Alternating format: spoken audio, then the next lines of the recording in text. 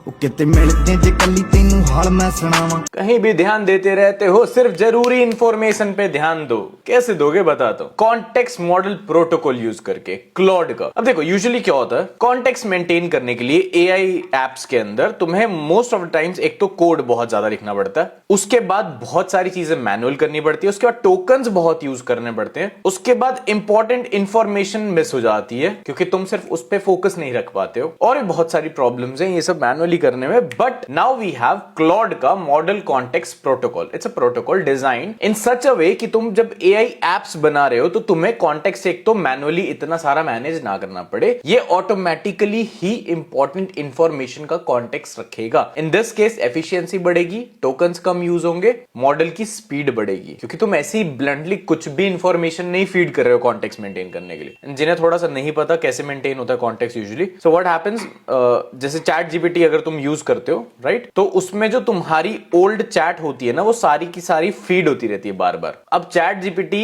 As a model को सब पता है कि तुम क्या चैट कर रहे हो, सब पता है। इन सम केसेस इंपॉर्टेंट इंफॉर्मेशन वो भूल जाता है, तो क्लॉड का प्रोटोकॉल क्या करेगा कि इंपॉर्टेंट इन्फो का ध्यान रखेगा। Okay, that's the most important point here. इसके डॉक्स का लिंक ब्रॉडकास्ट एंड स्टोरी में शेयर कर दूंगा, वहां से चेकआउट कर सकते हो। And all set.